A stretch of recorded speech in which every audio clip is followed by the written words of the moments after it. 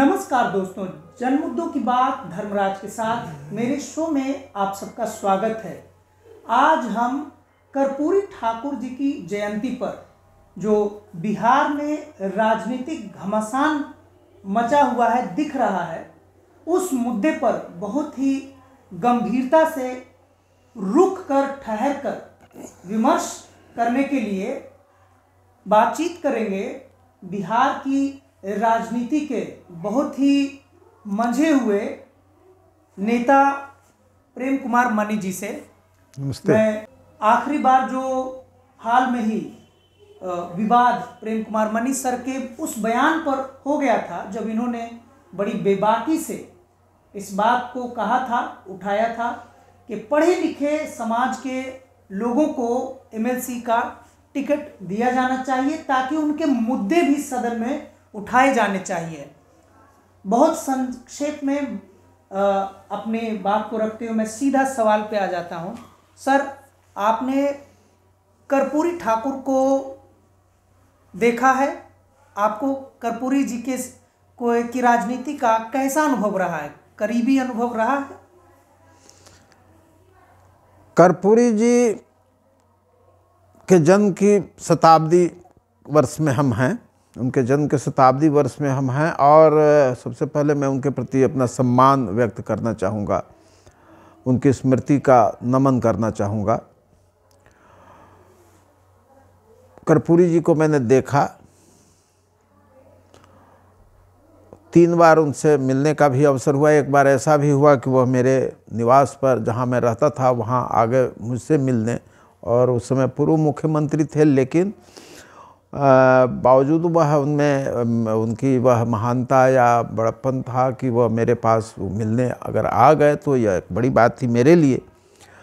तो कर्पूरी जी को मैंने देखा और उनके समय को समझने की कोशिश भी की है, उनके संघर्ष को देखा है, सुना है, भाषणों को सुना है। आज मैं देखता हूँ आज के नेताओं को, आज की परिस्थितियों को और उनकी परिस्थितियों को, कर्पूरी जी के समय को देखता हूँ और उनके नेतृत्व की क्षमता को देखता हूँ, उनकी राजनीति को समझता हूँ। उनका संघर्ष ज़्यादा मुश्किल था, लेकिन अपने संघर्ष को उन्होंने अत्यंत सूक्ष्मता के साथ, होशियारी के साथ और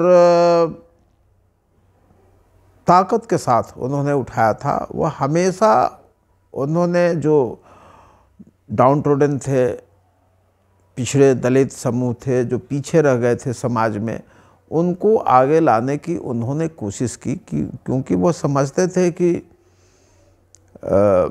लोकतंत्र यदि मजबूत होगा तो सबसे पहले जो पीछे रहे हुए लोग हैं उनका अगर राजनीतिकरण नहीं होगा, वह समान रूप से भागीदारी उनकी नहीं होगी, तो वो शायद लोकतंत्र का स्वरूप भी बिखरा हुआ होगा और कुछ लोगों का लोकतंत्र होगा, वर्चस्व प्राप्त लोगों का लोकतंत्र होगा। तो वर्चस्व प्राप्त तबकों के लोकतंत्र को एक व्यापक लोकतंत्र में तब्दील करने का उन्होंने अपने समय में प्रयास किया। विद्यार्थी जीवन से ही वह सोशलिस्ट राजनीति में थे और जैसा कि सब लोगों को मालूम है कि बिहार में सोशलिस्ट पार्टी का जन्म हुआ 1934 में ही। सीएसपी, कांग्रेस सोशलिस्ट पार्टी यहाँ बन गई थी। उन सब जैसे ही होश में वो आए और समाजवादी गतिविधियों से जुड़े, 52 में ही विधानसभा में आए। लगातार उन्होंने अपने जनता का प्रतिनिधित्व किया और उसकी आवाज़ बुलंद की। 67 में उप मुख्यमंत्री और शिक्षा मंत्री बने, बाद में मुख्यमंत्री 2 बार और उन्हें बनने का अवसर मिला। ये सारे अवसरों का उन्होंने पूरा उपयोग किया और मुझे लगता है कि एक ही और नेता उनकी तरह मुझे दिखता है दक्षिण में, कुमार संभव कामराज की तरह ही उत्तर भारत की राजनीति को उन्होंने एक तरह से मजबूत किया था, खासकर दलित पिछड़ों की राजनीति को। 1986 में उनका भाषण मैंने अंबेडकर जयंती पर सुना। और वह मुझे लग रहा था कि उन्होंने पहली बार उन्होंने बतलाया कि वो अंबेडकर किस तरह से गांधीवाद से अलग थे, गांधीवाद से उनकी अलग राजनीति थी, कैसे अलग राजनीति थी वह उन्होंने बतलाया। और उनकी एक किताब what Congress and Gandhi have done to the untouchables की व्याख्या करते हुए उन्होंने बतलाया कि किताब मैंने पढ़ी नहीं थी, कुछ महीनों पहले पढ़ी है मैंने, यह भी बतलाया। इससे पता चलता है कि वो कैसे सीखते थे, पढ़ते थे और उसको जनता में हासनों में उतारते थे ताकि और लोग उससे शिक्षित हो सके। तो जन शिक्षा का ही काम है और वह करते थे।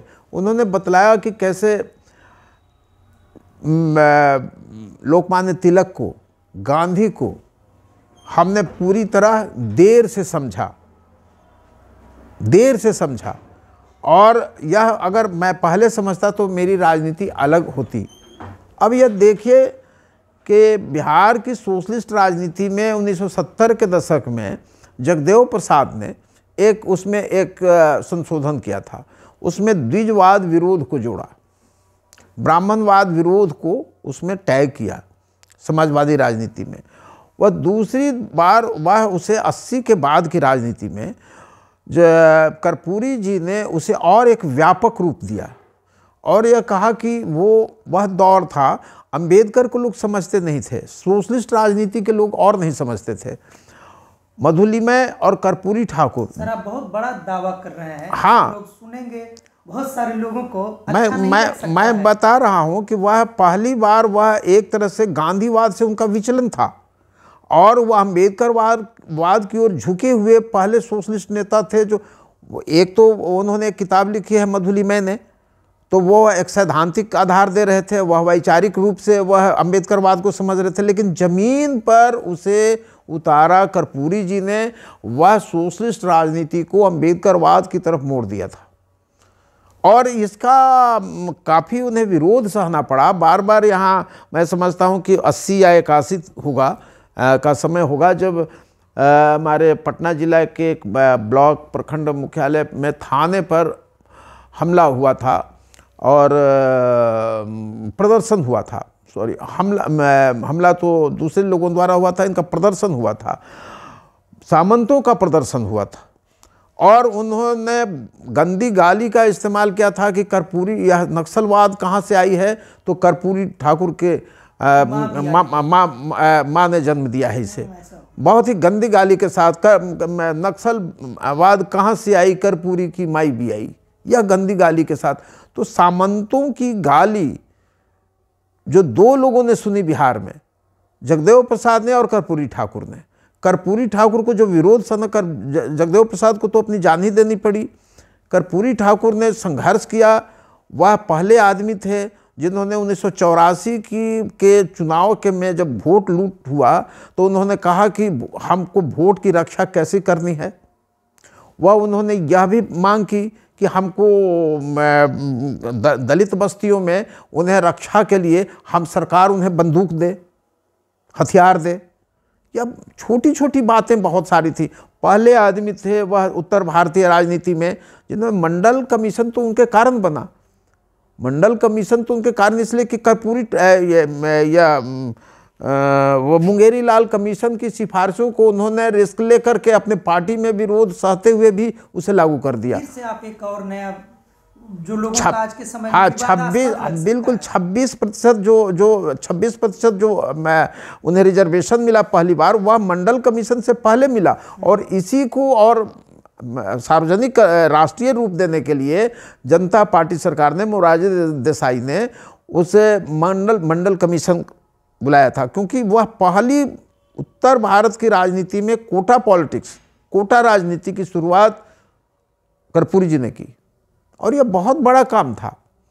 1967 में जब वह शिक्षा मंत्री और उप मुख्यमंत्री बने, शिक्षा में सुधार का उन्होंने जो काम किया, खास करके लड़कियों की शिक्षा और जो गरीबों में कैसे ड्रॉप आउट कम हो। अंग्रेजी के कारण बहुत लोग रुक जाते थे। नन मैट्रिक हर गांव में एक दर्जन लोग रहते थे। उन्होंने कहा कि अंग्रेजी के बिना भी बहुत तरह की पढ़ाई हो सकती है। अंग्रेजी की पढ़ाई को उन्होंने रोका नहीं, बल्कि उसकी अनिवार्यता खत्म की। बहुत ज़्यादा कर्पूरी डिवीज़न के नाम पे कर्पूरी जी को जितनी गालियां आज भी पड़ रही है और आगे भी पड़ती रहेंगी, और इस दिशा में कोई भी सर सार्वजनिक रूप से किसी भी 30 साल में लालू यादव की सरकार या नीतीश जी की सरकार ने कोई भी प्रयास नहीं किया है कि इस भाषा के प्रश्न को दक्षिण भारत में उठाया गया और उनके लिए वह गर्व का विषय होता है, लेकिन उत्तर भारत के राज्यों में अंग्रेजी दिन प्रतिदिन हावी होती जा रही है।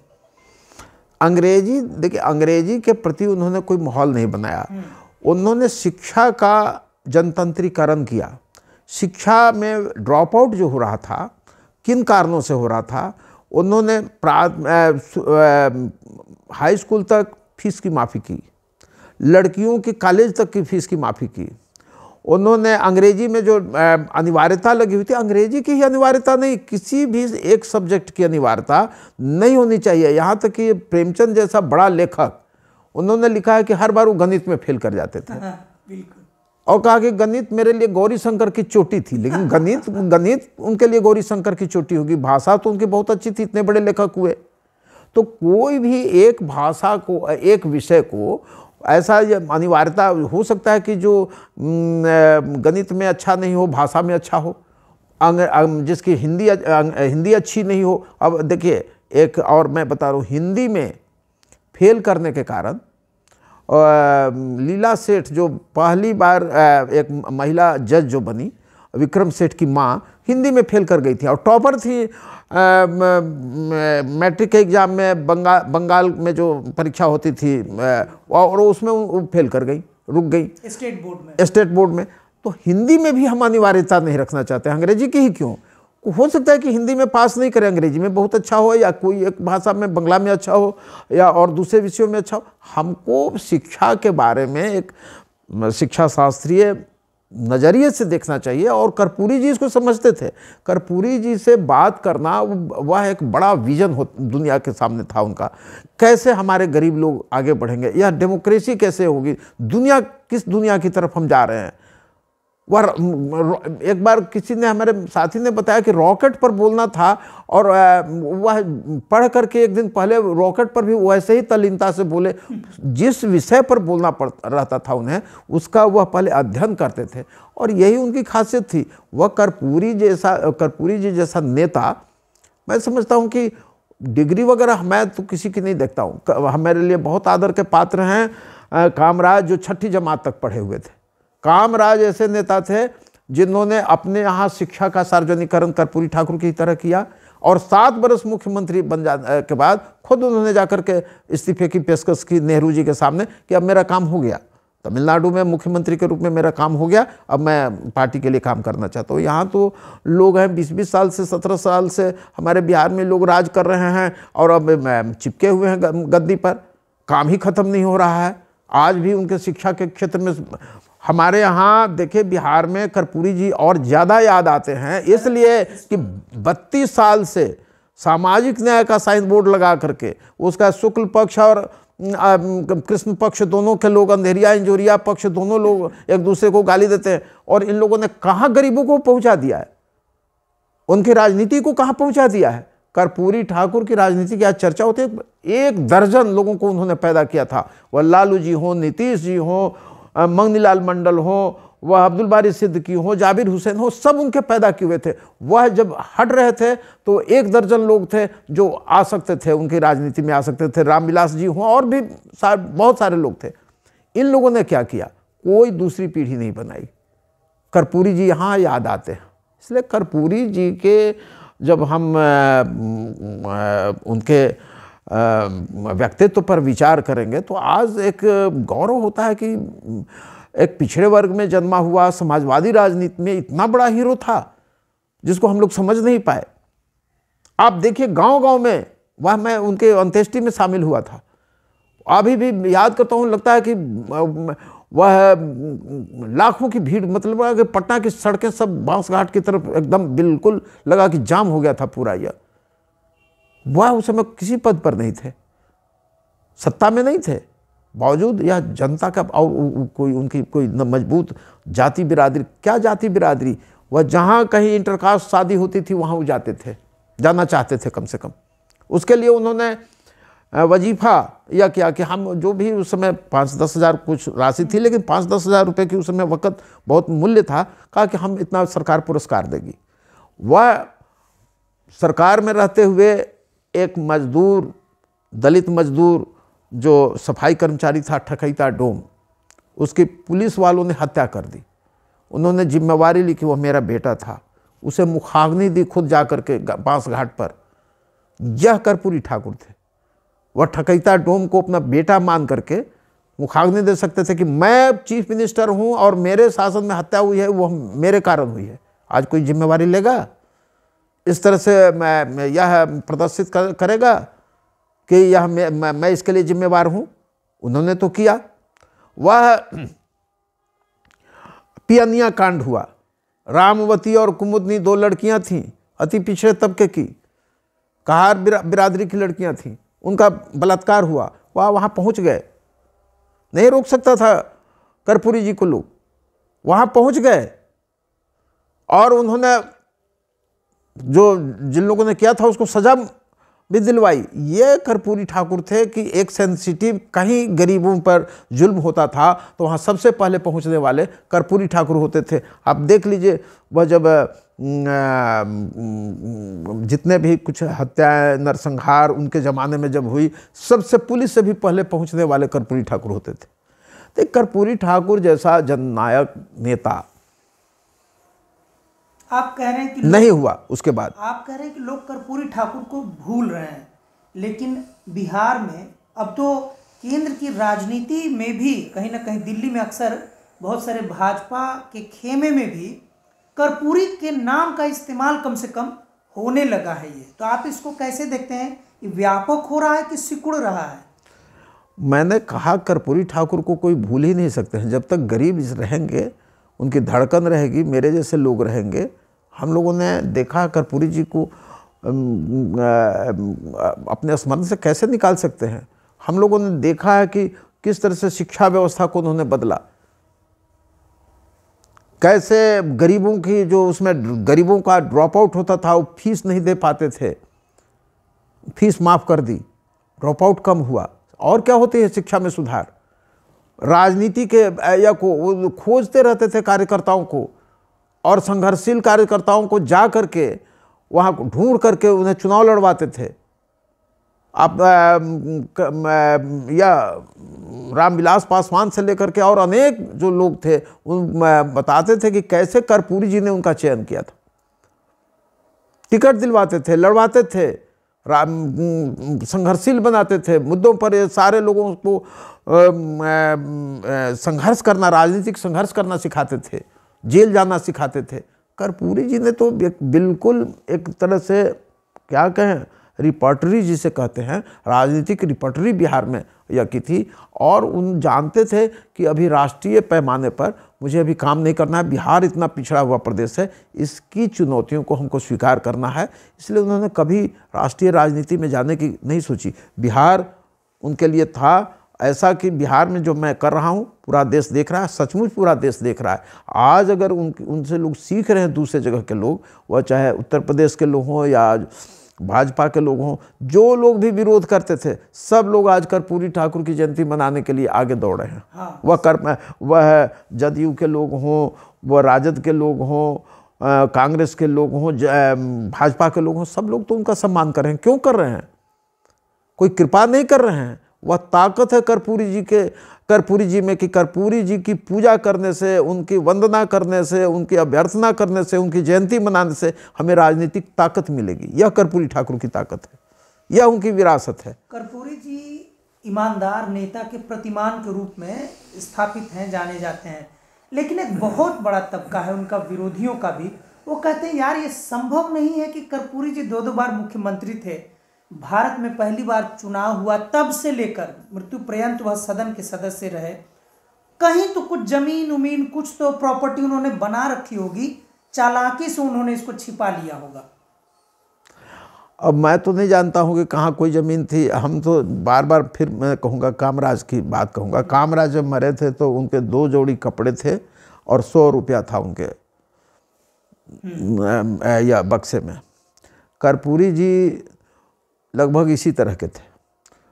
वह उनके पास कुछ भी खास नहीं था, मैं जो जानता हूँ, और वह जनता का पॉकेट ही उनका पॉकेट होता था। मांग लेते थे लोगों से, उन्हें लोग खुशी से देते थे, और उनकी ज़रूरतें ही बहुत कम थी।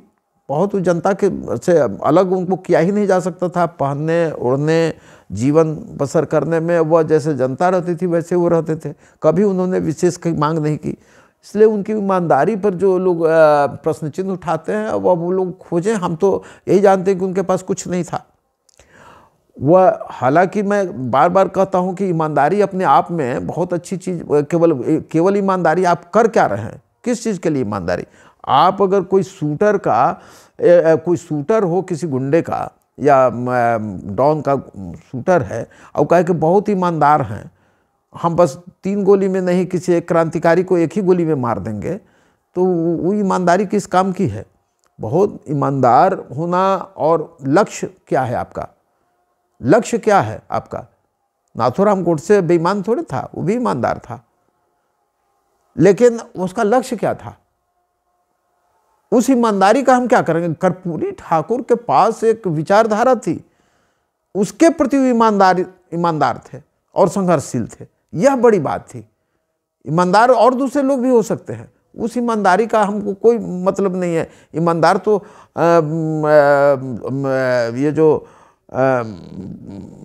रणवीर सेना का मुखिया भी था, वो भी ईमानदार और सादगी के साथ रहता था। न सादगी न ईमानदारी का हमको कोई कर क्या रहा था। कर्पूरी जी कर रहे थे, उनकी विचारधारा महत्वपूर्ण है। हम इस सब पर नहीं जाते हैं कि उनके ईमानदार तो थे, क्योंकि विचारधारा इतनी साफ थी, उसमें बेईमान हो ही नहीं सकते थे। न उन्होंने कभी परिवार को देखा, न उन्होंने कभी अपने सुख को देखा, न किसी जाति बिरादरी खास को देखा, कोई तबका नहीं बनाया। उन्होंने बिहार के सामाजिक राजनीतिक जीवन में एक ताजगी लाने की कोशिश की, जनतांत्रिक आवेग लाने की कोशिश की, डेमोक्रेटिक बनाने की कोशिश की। और वह जब बार बार कहते थे कि हमारे सामाजिक आर्थिक जीवन में अगर समानता नहीं होगी तो राजनीतिक समानता का क्या मतलब होगा, जो अंबेडकर कहते थे। तो उन्होंने यह काम करने की कोशिश की। बटाईदारी कानून को उस समय जिस तरह से कर्पूरी ठाकुर ने लागू करने में सक्रियता दिखाई, वैसा उसके बाद कोई नहीं दिखा सका। वो रहते तो लोग कहते हैं जो बिहार की राजनीति को या देश की राजनीति को, मुद्दों को गंभीरता समझते हैं कि भूमि सुधार एक ऐसा मुद्दा है कि कर्पूरी जी के ज़माने तक, क्यों संभव है कि उस समय वामपंथी राजनीति का भी बड़ा दबदबा रहा हो सकता है कर्पूरी जी खुद दबाव में हो। भूमि सुधार आयोग पर तो अब कोई चर्चा भी नहीं करना चाहता है। अभी जाति सर्वे सामने आया, जिसमें जिसकी आबादी जितनी कम है सवर्ण में, उसके पास बहुत ज़्यादा प्रॉपर्टी है। सर्वे में तो आ गया, लेकिन इस पर कोई चर्चा नहीं है। कर्पूरी जी के अगर उनके अनुयायी जो नीतीश कुमार हर जगह खुद को घोषित कर रहे हैं, क्या वो भूमि सुधार करेंगे, ऐसा आपको लगता है? नहीं, नीतीश जी ने भूमि सुधार आयोग गठित किया। देखिए, नीतीश जी का शुरू का 4-5 साल बहुत अच्छा गया, हम लोग साथ थे, और हम लोग जानते थे कि सामाजिक न्याय का उन्होंने जो नारा दिया कि न्याय के साथ विकास, तो वह न्याय सामाजिक न्याय ही था कि न्याय जो विकास, डेवलपमेंट विद जस्टिस, जस्टिस के साथ हम विकास करेंगे। तो उसमें यह था कि उन्होंने स्त्रियों के लिए जो 50% जो आरक्षण किया पंचायती राज व्यवस्था में, वह अति पिछड़े तबकों के लिए आरक्षण किया। उन्होंने पसमानदा समाज के लिए, फिर या टोटल माइनॉरिटी के लिए 10 सूत्री 15 सूत्री कार्यक्रम की घोषणा की, और भी अनेक काम जो किए, महादलित मिशन चलाया। ये सब ऐसा काम था कि जिसमें उन्होंने अपने ही जो काउंटर पार्ट, जो उनके समाजवादी काउंटर पार्टी थे, लालू जी को 2009 में 4 पर लोकसभा में ला दिया और विधानसभा में अगले साल 22 पर समेट दिया। उसके बाद वही नीतीश जी, क्या बात हुई थी कि यह भूमि सुधार वगैरह के समान स्कूल शिक्षा प्रणाली की आयोग की सिफारिशों, अति पिछड़ा वर्ग आयोग की सिफारिशों को ठंडे बस्ते में रख के और एक आयोग बनाया, सवर्ण आयोग, और वहीं से मेरा विरोध हुआ था। हमने उसका विरोध किया, मेरी सदस्यता रद्द कर दी गई। मेरा विरोध तो उसी से हुआ था कि यह जो कर रहे थे हम सब लोग साथ थे। बिल्कुल। और ये आप देखिए कि जो एक, देखिए बिहार में था क्या, लैंड ऑर्डर हमारा खत्म हो गया था, कानून का राज स्थापित करना था, ये नीतीश जी ने किया था। आप जो मैंने कहा इन चीज़ों के बात की कि वो पंचायती राज व्यवस्था में अति पिछड़ों का, महिलाओं का आरक्षण वगैरह वगैरह, इसका पूरे बिहार ने स्वागत किया और जात पात की धारा भी कुंद हो गई। अब उनको आज जो यह होती है कि जाति गणना की आज जरूरत होती है, इसका औचित्य लोग समझाते रहें, मुझे इसका कोई औचित्य नहीं लगता। देखिए एक समय जाति है हमारे समाज में, आज दहेज प्रथा आज भी है, लेकिन अब दहेज प्रथा के खिलाफ आज हम काम करके कोई बड़ा काम आज नहीं कर सकते, वो हमारी समस्या अब नहीं रह गई है। जातियां टूट भी रही हैं, हमको नज़र आ रही है, कई तरह की समस्याएं वहाँ भी अपर कास्ट जो जिसको कहते हैं वहाँ भी उभरी हैं। हम तो आज समानता जो लाना चाहते हैं, कर्पूरी नीतीश जी जिस रास्ते पर चल रहे थे, कर्पूरी जी के रास्ते पर, तो वो आगे आकर के वह दो काम कर देते। वह समान स्कूल शिक्षा प्रणाली आयोग की सिफारिशों को लागू कर देना, जिसमें वो कह रहे थे कि 17,000 करोड़ रुपया लगेगा, तो आज तो 2,11,000 करोड़ रुपया का बजट बन रहा है, इसमें आ जाता कब का। देर से भी अगर उसको पूरा कर देते तो आज वो अमर हो जाते। क्योंकि आप देखिए कि शिक्षा और स्वास्थ्य और रोजगार, 3 क्षेत्रों में हमको काम करना है। अगर 2 में भी अगर हमने हस्तक्षेप कर दिया, उसका सीधा फायदा केवल और केवल गरीबों को होता, जो दलित और पिछड़े समाज के लोग हैं। क्योंकि हमारे बच्चों की पढ़ाई नहीं हो पा रही है। पढ़ाई में नीतीश जी ने गुणवत्ता से लेकर के सारा चीज़ों को खत्म कर दिया है। लालू जी ने भी खत्म किया था, इन्होंने भी खत्म किया। वहाँ कर्पूरी जी याद आते हैं कि वहाँ यह किया होता इन्होंने, अगर शिक्षा में एक बड़ा आमूलचूल परिवर्तन क्या था, 1974 का नारा क्या था, शिक्षा में आमूलचूल परिवर्तन। कहाँ शिक्षा में आमूलचूल परिवर्तन दिखा 32 साल में? बड़े भाई छोटे भाई राज करते रहे। आप देखिए इसका भूमि सुधार आयोग, हम तो केवल यह कह रहे थे कि आज भूमि ऐसे ही बंट गया है, हम लोग भी समझते हैं, कह रहे थे कि जो जमीन जोत रहे हैं, जो भूधारी हैं वो जमीन नहीं जोत रहे हैं, वो पट्टा पर जमीन दे देते हैं। वो खास करके जो पिछड़े और दलित तबकों के लोग जोतते हैं, उनको कैफियत खाना 8 में उनको नाम जोड़ दीजिए, और वो बटाईदार में उनको जब जैसे ही नाम उनका यह हो जाएगा तो कानूनी रूप से सरकार उनको सहायता भी दे सकेगी, बैंक लोन भी दे सकेगा। इतना ही तो सुधार करना था। हम तो किसी का भूमि स्वामित्व तो नहीं हम लोग लागू करना, खत्म करना चाहते थे। और नीतीश जी ने कहा था कि मैं इसको करूंगा, मुकर गए। तो ये सब उनकी कमजोरी हुई। इसलिए बहुत दिनों तक राज करना, बहुत दिनों तक जीना कोई बहुत बड़ी बात नहीं होती है। आप कम दिन जी करके कर क्या रहे हैं? कर्पूरी जी के शासन को अगर देखा जाए, कहने को कर्पूरी जी दो बार मुख्यमंत्री रहे, लेकिन उनका कार्यकाल बहुत छोटा छोटा रहा उनके कार्यकाल के मुकाबले में। क्योंकि कर्पूरी जी उस दौर में बने जब कांग्रेस बहुत शक्तिशाली थी, और शक्तिशाली होने के साथ साथ एक सामंती समाज का वर्चस्व था, राजनीति में तो बहुत ज़्यादा था। कर्पूरी जी के बाद के हिसाब से पिछड़ों का शासन तो बिहार में आ ही गया। बड़े भाई छोटे भाई लालू नीतीश जी की जो आप चर्चा कर रहे हैं, तो ऐसा नहीं लगता है कि बहुत मेजर काम कर्पूरी जी ने कर दिया था? और क्या, देखिए जब आप बहुत दिनों के बाद जब कुछ काम करते हैं ना, तो बहुत दिनों के बाद जब कुछ चीज़ें याद रह जाती हैं। हाँ। जैसे आप कहिएगा कि ईसा पूर्व 600 साल, तो ईसा पूर्व 600 साल पहले क्या हुआ था? तो ईसा पूर्व 600 साल पहले हुआ था बुद्ध का जन्म, 20वीं सदी। तो आप क्या कहिएगा? दो तीन चीजें याद आती हैं, 2 विश्व युद्ध, बोल्शेविक क्रांति, आपको इंदिरा गांधी का शासनकाल, इंदिरा गांधी क्या याद आती हैं? बैंकों का राष्ट्रीयकरण किया था, प्रीवी पर्स की समाप्ति की थी, पाकिस्तान को 2 भागों में तोड़ दिया था, यही सब ख्याल आता है जी। तो कर्पूरी जी याद आते हैं कि यहाँ उत्तर भारतीय राजनीति में उन्होंने कोटा पॉलिटिक्स को तय किया, पिछड़े वर्गों का आरक्षण सुनिश्चित किया, शिक्षा का जनतंत्रीकरण किया, उन्होंने भूमि सुधार किया, पॉलिटिक्स में गरीबों की भागीदारी सुनिश्चित की। 4 काम ऐसे हैं कि जिसके लिए कर्पूरी जी याद आएंगे। इन लोगों का आप देखिए, अभी नीतीश जी ने कुछ काम किया तो उसके गिनाया, लेकिन वह ये सब काम उस तरह से उल्लेखनीय नहीं है जितने उल्लेखनीय है उसकी तो चर्चा होगी।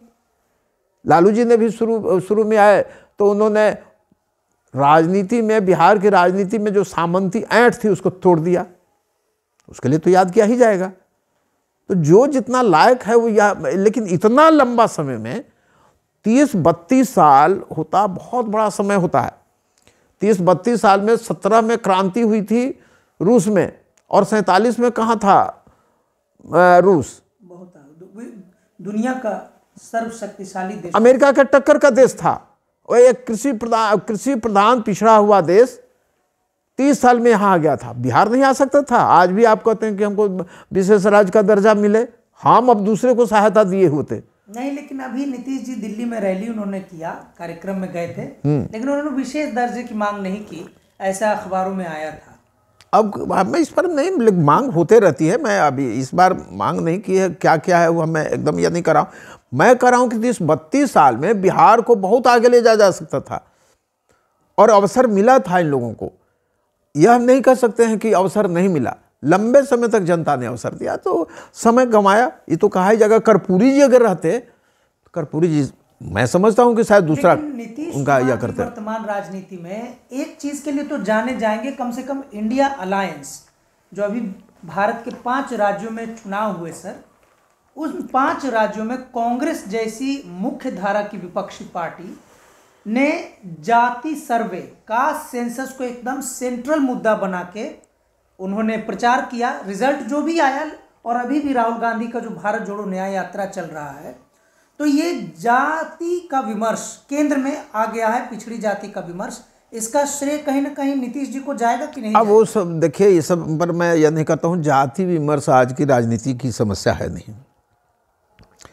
यह इससे मैं समझता हूँ कि कांग्रेस को एक और कांग्रेस कमजोर होगी, बीजेपी ही को मजबूती मिलेगी। अभी ये अलग एक विषय होगा। अच्छा। बात का या इससे बीजेपी को ही मजबूती मिलेगी।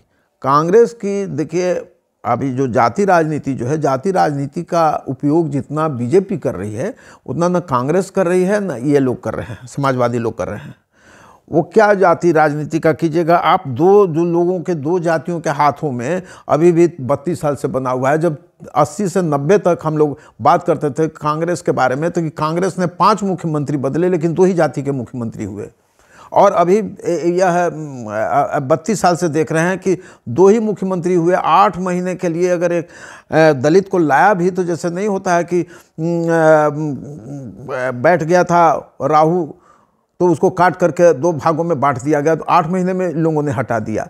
आप बीजेपी से क्या यह कीजिएगा? उसने, आप बात करते थे, उसने दलित को राष्ट्रपति बनाया, आदिवासी को राष्ट्रपति बनाया, पिछड़ा वर्ग का एक आदमी प्रधानमंत्री बना हुआ है, कैबिनेट में उसने भागीदारी दी है। वह जाति की राजनीति का समीकरण तो वह बीजेपी कर रही है। अभी वहाँ मोहन यादव को उसने बनाया। आप बीजेपी उस तरह से काम नहीं कर रही है जो आज से 30 साल पहले जनसंघ के दौर में करती थी। मैंने वह जो भाजपा पूर्व के जनसंघ के दौर में करती थी वह नहीं है। वह समझ रही है कि हमको राज करना है, उससे हमको आगे आना होगा। अब ये एक अलग विषय होगा, हम इसमें नहीं उलझना चाहते हैं, क्योंकि आप अगर जाति की जो राजनीति कीजिएगा उसमें बीजेपी आपको पछाड़ देगी।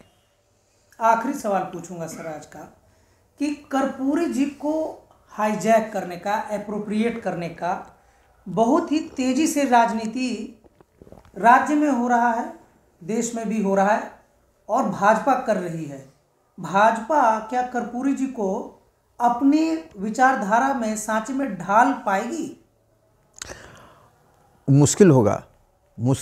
बीजेपी के लिए कर्पूरी ठाकुर को संभालना मुश्किल होगा। बीजेपी और कर्पूरी जी सोशलिस्ट पॉलिटिक्स के उपज थे, कम्युनल पॉलिटिक्स उन्होंने कभी नहीं की। वो आप देखेगा कि जब शिक्षा मंत्री थे पहली बार 67 में भी हुए थे, उन्होंने उर्दू के सवाल पर उनके अपनी पार्टी में ही जो जनसंघ के लोग थे विरोध कर रहे थे, लेकिन वह डिगे रहे, उन्होंने संघर्ष किया। और वह जो समाजवादियों की एक जो विचारधारा थी कि वह जो पिछड़े दलित तबकों के विकास के साथ वह कम्युनल सांप्रदायिकता की राजनीति को नकारना और सबके लिए काम करना, वह कर्पूरी जी करते थे। इसलिए बीजेपी क्या करेगी क्या नहीं करेगी, बीजेपी सब करके एक हिंदू पॉलिटिक्स करना चाहती है। उस हिंदू पॉलिटिक्स में उस हिंदुत्व का जो केंद्रक है वह वर्ण व्यवस्था है, और उस वर्ण व्यवस्था में एक वर्चस्व प्राप्त तबका होता है ब्राह्मण, और बाकी लोग उसके सबऑर्डिनेट होते हैं। तो ये वह हिंदुत्व की पॉलिटिक्स और कर्पूरी ठाकुर को एक साथ कैसे रखा जा सकता है? मैं समझता हूँ कि मुश्किल होगी उसके लिए। कर्पूरी जी की चर्चा वो दूसरे ऐसे कर रहे हैं, क्योंकि कर्पूरी जी के प्रति गरीबों में, पिछड़े तबकों में, दलितों में आज भी बहुत भरोसा है। इसका वो इस्तेमाल करना चाहते हैं, इसे भंजाना चाहते हैं बीजेपी के लोग। तो ये तो उतना करेंगे लोग, लेकिन यह जब पूछ रहे हैं कि वह करेंगे, उनके लिए मुश्किल होगा ना कर्पूरी जी को। कर्पूरी जी एक दूसरी धारा की समाजवादी राजनीति करते थे। उनका विजन वह हिंदू राष्ट्र बनाना नहीं था, उनका विजन एक समाजवादी भारत बनाना था, जिसमें जाति और धर्म के नाम पर कोई आइडेंटिटी किसी की नहीं रहेगी। वह जातिवाद के और सांप्रदायिकता के विरोधी थे। वो समझ नहीं सकते हैं लोग आज, या कि जो लोग जाति गणना और वगैरह में विश्वास करते, इन चीज़ों में उनका कोई विश्वास नहीं था। वो जाति गणना नहीं करा रहे थे कर्पूरी जी, वह वो आरक्षण दे रहे थे। वो जानते थे कि यहाँ बार बार जाति गणना कराना कोई अच्छी चीज़ नहीं होती है, यह कोई क्रांतिकारी कदम नहीं है। बस उतना ही है कि हम 4 आदमी बैठे हुए हैं अगर, तो हमको कितने प्याली चाय का ऑर्डर देना है तो गिन लेते हैं कि हाँ यहाँ 40 लोग हैं, 25 लोग हैं, यही है और क्या है। ये कोई यह नहीं है, कार्यक्रम नहीं है। जैसे भूमि सुधार है, शिक्षा सुधार है, उस तरह का कोई कार्यक्रम है क्या? ये तो आंकड़ा जुटाना है ना, कि हम कर रहे हैं तो इसको तो कभी अपने यह में लाना भी नहीं चाहिए। आंकड़ा जुटाना है केवल। चुनाव करा रहे हैं तो वोटर लिस्ट तैयार करना कोई कार्यक्रम नहीं है हमारा। वोटर लिस्ट तैयार हुए बिना चुनाव कैसे होगा? अब इसके लिए हम यह नहीं करेंगे कि हम जाति गणना करा रहे हैं, ये तो फालतू सी बात है। बारात आपके यहाँ आई हुई है और कितने लोग हैं, खाना खिलाना, गिनती कर लेना, ये कोई कार्यक्रम नहीं है, खाना बनाना कार्यक्रम है। 200 आदमी आए हुए हैं तो 200 आदमी का हमको खाना बनाना है। गिन लेना ही कार्यक्रम नहीं है कि हमने गिन दिया है, बड़ा काम किया है, हमने बारात के लोगों को गिन दिया है। ये क्या का बात है? इसमें इतना नॉन वेज है और इतना वेजिटेरियन है और इतना पंडित जी हैं और इतना दलित लोग हैं, वो अलग खाएंगे, वो अलग खाएंगे, उनका खाना अलग बनेगा। ये क्या बात है भाई? हम ये सब जाति करना सब बहुत पीछे की बात है। यही लोग कर सकते हैं।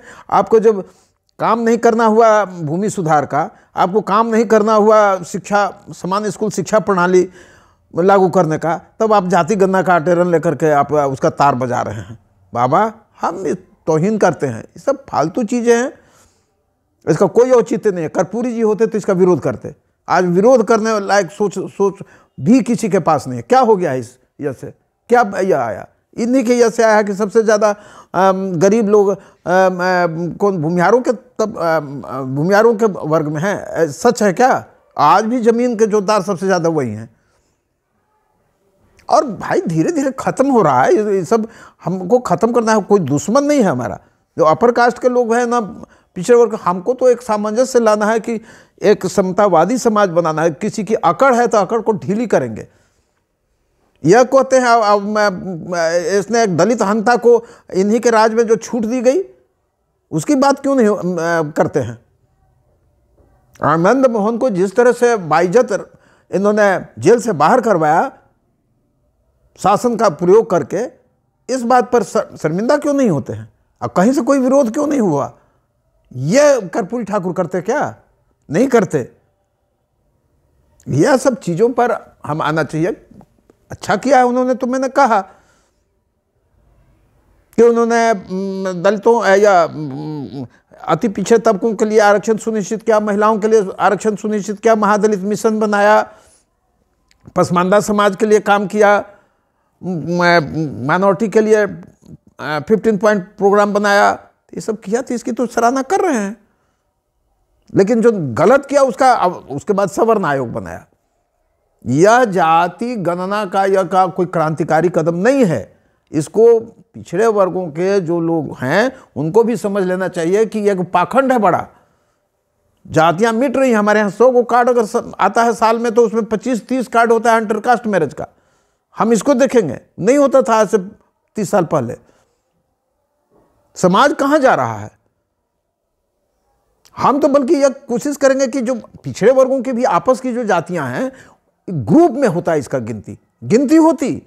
एससी की गिनती एक साथ कीजिए, एससी इतना है, एसटी इतना है, ओबीसी इतना है, ईबीसी इतना है, जनरल इतना है, तो पूरे ओबीसी की ताकत एक साथ होती।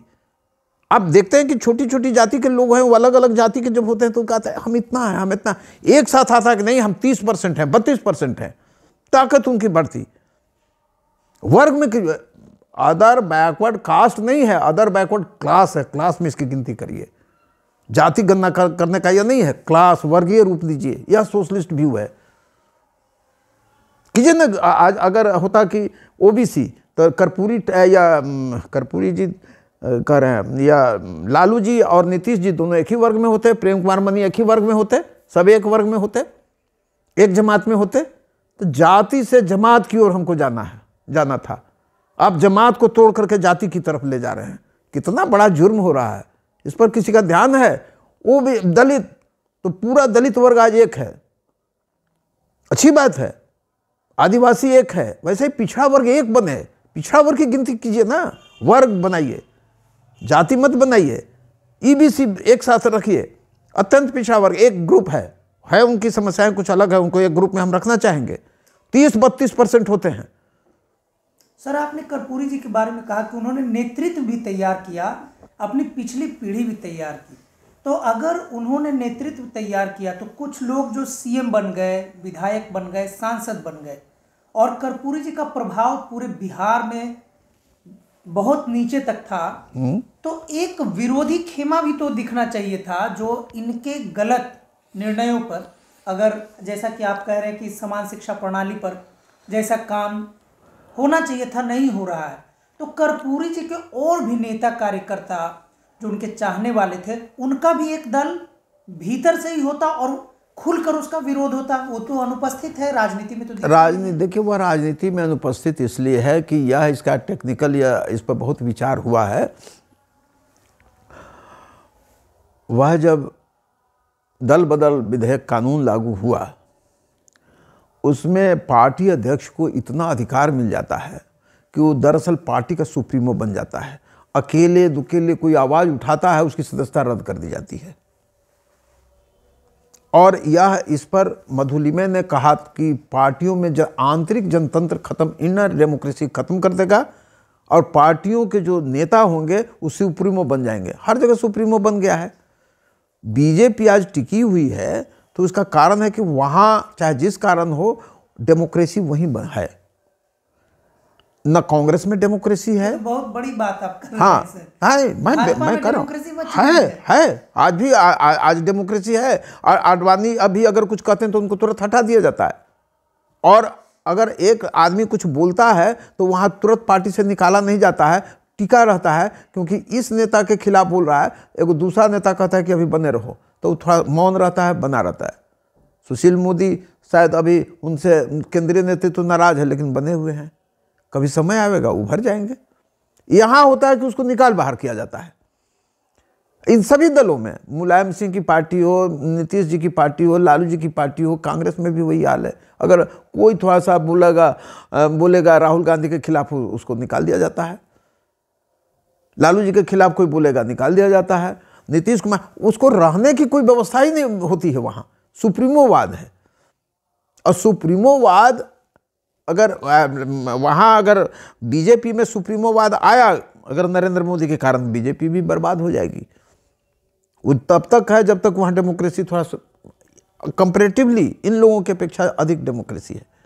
अभी वहाँ कम से कम होता है कि हाँ, एक नियम कानून कुछ है कि कई तरह के लोग एक साथ हैं, निकलते हैं वहाँ भी। वो तो गोविंदाचार्य को निकाल बाहर किया था उन्होंने, लेकिन गोविंदाचार्य को निकाल बाहर किया, बहुत सारे लोग नहीं निकले। तो अभी भी ज़्यादा डेमोक्रेसी वहाँ कंपैरेटिवली इन राजनीतिक दलों के वहाँ है, इसीलिए बीजेपी भी बनी हुई है। और ये नहीं है तो इसके पीछे दल बदल कानून है।